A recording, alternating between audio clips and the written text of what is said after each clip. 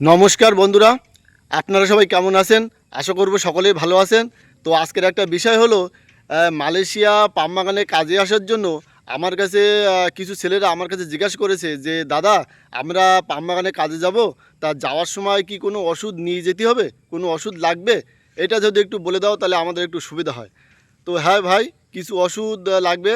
আপনারা যখন আসবেন, এই মালয়েশিয়া পাম বাগানে কাজে যখন আসবেন, কিছু ওষুধ আপনারা সঙ্গে করে নিয়ে আসবেন, তাহলে অসুবিধা হবে না।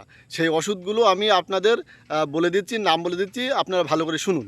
আপনারা যখন মালয়েশিয়া পাম বাগানে কাজে আসবেন, যে দেশ থেকেই হোক না কেন, ইন্ডিয়া, বাংলাদেশ, ইন্দোনেশিয়া বা শ্রীলঙ্কা, পাকিস্তান, যে দেশ থেকেই হোক না কেন, সেই দেশের আবহাওয়া, ওয়েদার একরকম, আর মালয়েশিয়া আবহাওয়া মানে একটু অন্যরকম।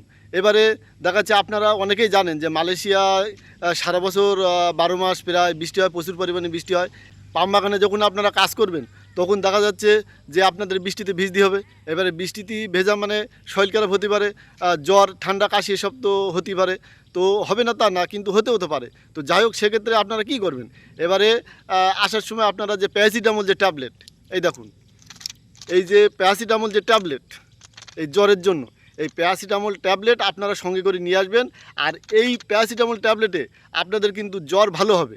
কিন্তু সকালবেলা হয়তো খেলেন, সন্ধ্যের সময় আবার আসলো, রাত্রি খেলেন, হয়তো দেখা যাচ্ছে আবার সকালবেলা আসলো, এরকম কিন্তু জ্বর পাল্টা মারতে পারে।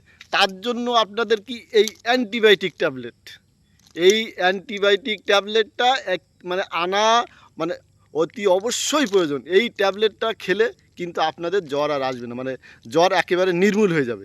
আর প্যারাসিটামলে কিন্তু জ্বর বন্ধ হবে, কিন্তু একেবারে যে মানে সারবে না। আর অ্যান্টিবায়োটিকে কিন্তু আপনাদের জ্বর একেবারে মানে নির্মূল হয়ে যাবে, জ্বর আর আসবে না।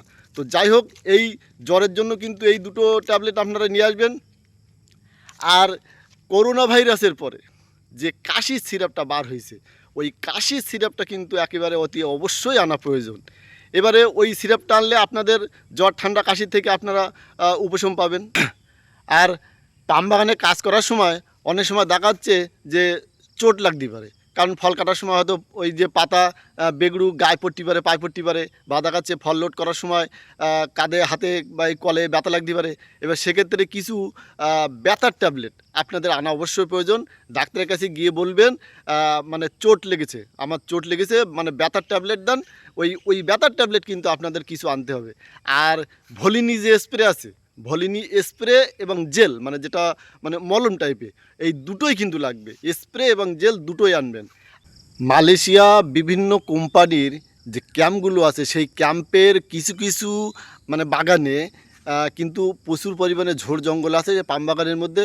তো সেই ঝোড় জঙ্গল থাকা মানে কীটপতঙ্গের বাসা বা সাপ পোকামাকড় তো থাকেই। এবার সেক্ষেত্রে দেখাচ্ছে যে বিষ, এরা বিষ, সেই কিন্তু ওই জঙ্গলের মধ্যে পাতায় লেগে থাকতে পারে।